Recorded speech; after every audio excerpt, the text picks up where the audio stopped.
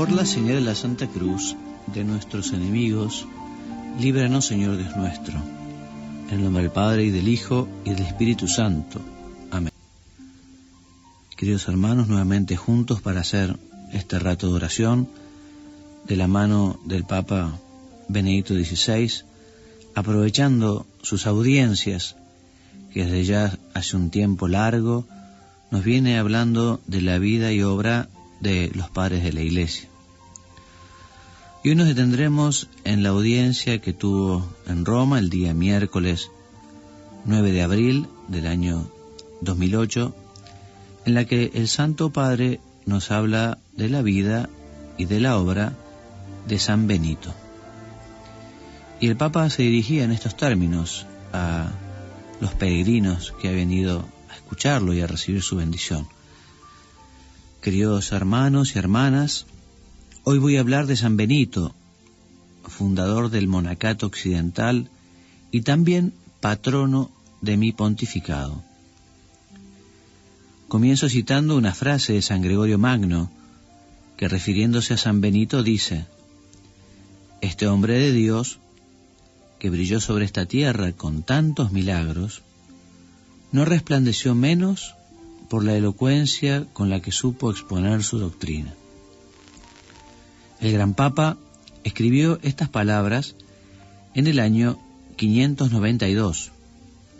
El santo monje había muerto 50 años antes y todavía seguía vivo en la memoria de la gente y sobre todo en la floreciente orden religiosa que fundó. San Benito de Nurcia, con su vida y su obra, ejerció una influencia fundamental en el desarrollo de la civilización y de la cultura europea. La fuente más importante sobre la vida es el segundo libro de los Diálogos de San Gregorio Magno.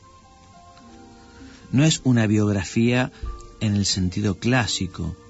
Según las ideas de su época, San Gregorio quiso ilustrar, mediante el ejemplo de un hombre concreto, precisamente San Benito, la ascensión a las cumbres de la contemplación que puede realizar quien se abandona en manos de Dios. Por tanto, nos presenta un modelo de vida humana como ascensión hacia la cumbre de la perfección. En el libro de los Diálogos, San Gregorio Magno narra también muchos milagros realizados por el santo. También en este caso no quiere simplemente contar algo extraño, sino demostrar cómo Dios, advirtiendo, ayudando e incluso castigando, interviene en las situaciones concretas de la vida del hombre. Quiere mostrar que Dios no es una hipótesis lejana, situada en el origen del mundo, sino que está presente en la vida del hombre, de cada hombre. Esta perspectiva del biógrafo se explica también a la luz del contexto general de su tiempo. Entre los siglos V y VI, el mundo sufría una tremenda crisis de valores y de instituciones provocada por el derrumbamiento del Imperio Romano y por la invasión de los nuevos pueblos y por la decadencia de las costumbres. Al presentar a San Benito como un astro luminoso, San Gregorio quería indicar en esta tremenda situación, precisamente aquí, en esta ciudad de Roma, el camino de salida de la noche oscura de la historia. De hecho, la obra del santo, y en especial su regla, fueron una auténtica levadura espiritual que cambió con el paso de los siglos, mucho más allá de los confines de su patria y de su época, el rostro de Europa, suscitando tras la caída de la unidad política creada por el Imperio Romano, una nueva unidad espiritual y cultural, la de la fe cristiana, compartida por los pueblos del continente. De este modo, nació la realidad que llamamos Europa. La fecha del nacimiento de San Benito se sitúa alrededor del año 480. Procedía, según dice San Gregorio, de la región de Nurcia, ex provincia Nurcia. Sus padres, de clase acomodada, lo enviaron a estudiar a Roma. Él, sin embargo, no se quedó mucho tiempo en la ciudad eterna. Como explicación totalmente creíble, San Gregorio alude al hecho de que al joven Benito le disgustaba el estilo de vida de muchos de sus compañeros de estudios que vivían de manera disoluta y no quería caer en los mismos errores. Solo quería agradar a Dios. Soli Deo placere desiderans. Así, antes de concluir sus estudios, San Benito dejó Roma y se retiró a la soledad de los montes que se encuentran al este de la ciudad eterna. Después de una primera estancia en el pueblo de Efide, hoy Afile, donde se unió durante algún tiempo a una comunidad religiosa de monjes, se hizo eremita en la cercanía de Subiaco. Allí vivió durante 3 años, completamente solo, en una gruta que, desde la Alta Edad Media, constituye el corazón de un monasterio benedictino llamado Sacro Speco, gruta sagrada. El periodo que pasó en Subiaco, un tiempo de soledad con Dios, fue para San Benito un momento de maduración. Allí tuvo que soportar y superar las 3 tentaciones fundamentales de todo ser humano: la tentación de autoafirmarse y el deseo de ponerse a sí mismo en el centro, la tentación de la sensualidad y, por último, la tentación de la ira y de la venganza. San Benito estaba convencido de que sólo después de haber vencido estas tentaciones podía dirigir a los demás palabras útiles para sus situaciones de necesidad. De este modo, tras pacificar su alma, podía controlar plenamente los impulsos de su yo para ser artífice de paz a su alrededor. Solo entonces decidió fundar sus primeros monasterios en el valle del Anio, cerca de Subiaco. En el año 529, San Benito dejó Subiaco para asentarse en Monte Cassino.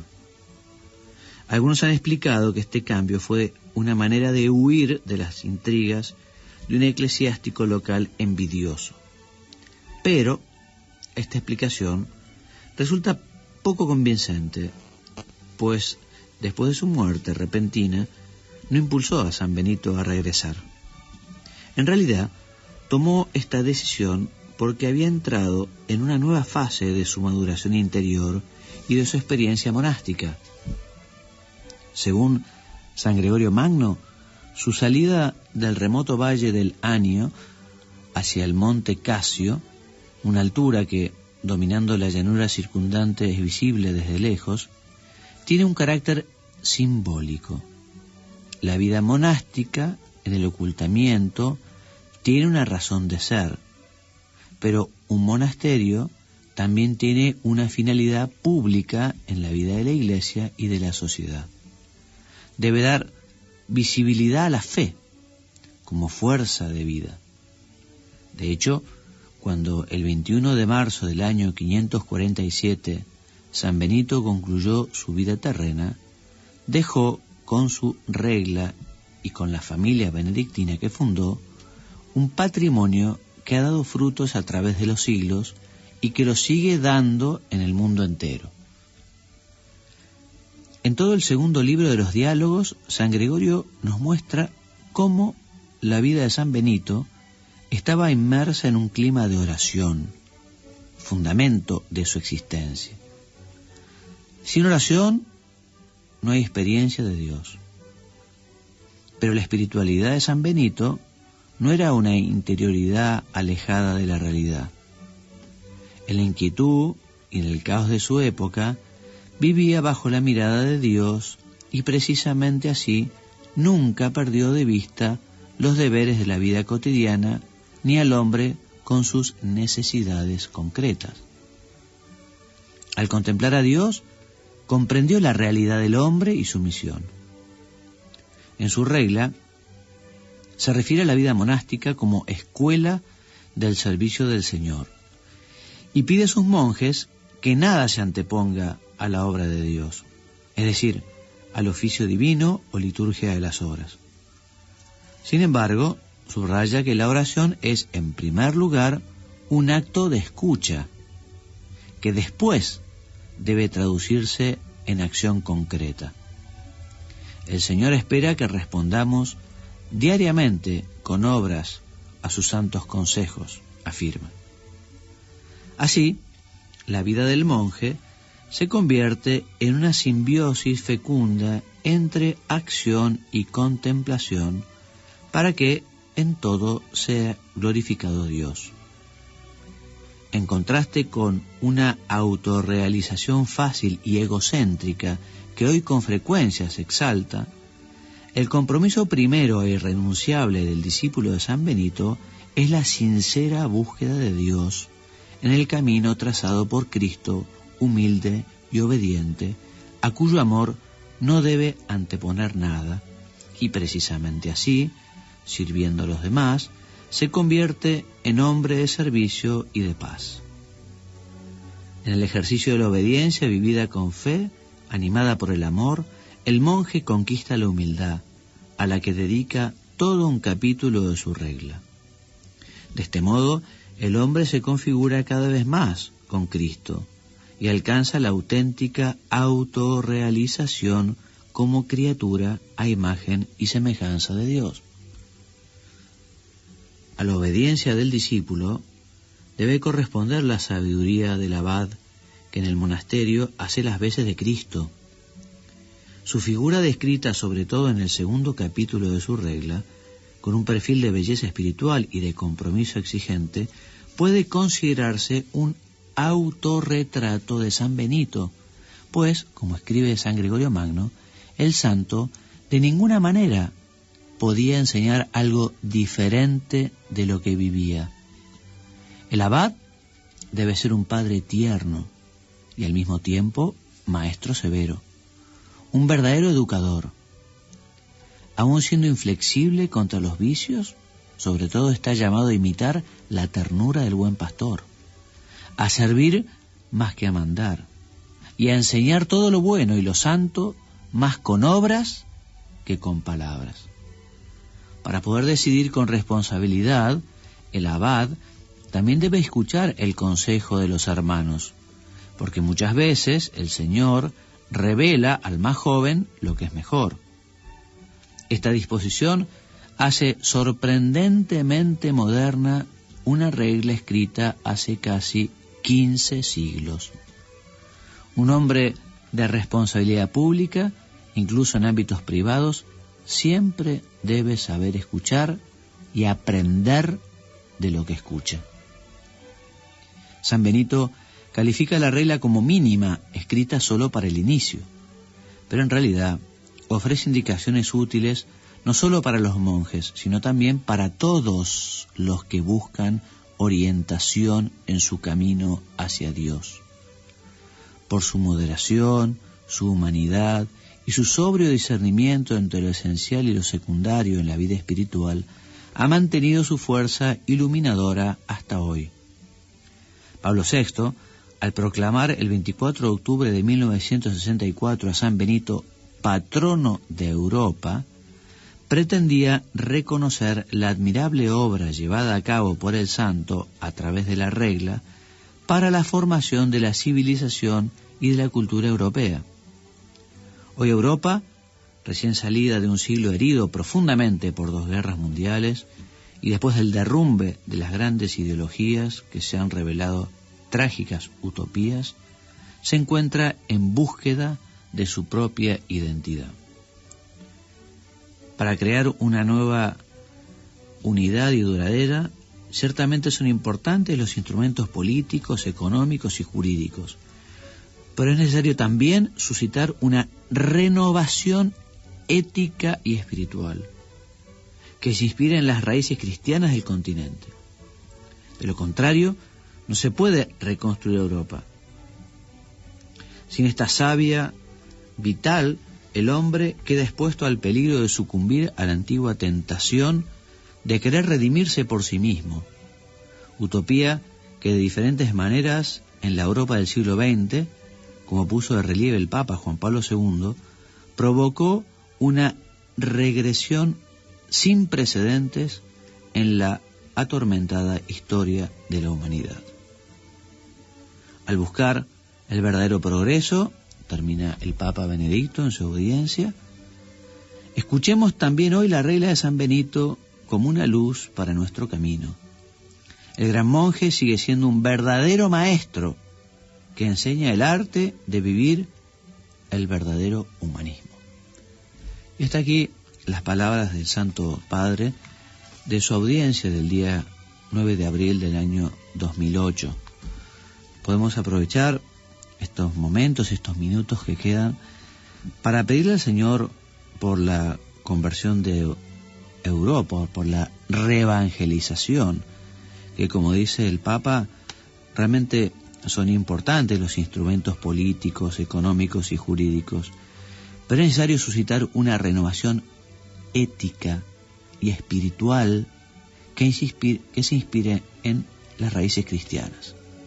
Y esto que pedimos para Europa también lo podemos pedir para América, porque efectivamente si no se construye sobre la ética, si no se construye sobre la verdad, si no se construye sobre el bien, por más maquillaje que le pongamos a los problemas políticos, económicos, problemas también de corrupción de costumbres, tantos robos, tantos delitos, tantos asesinatos, tantas drogas, tantas transgresiones, tanto egoísmo.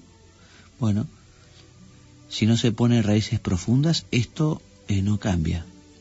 Por eso, para que cambie la sociedad, no es una cuestión de la policía, que tiene que estar allí tratando de evitar el delito.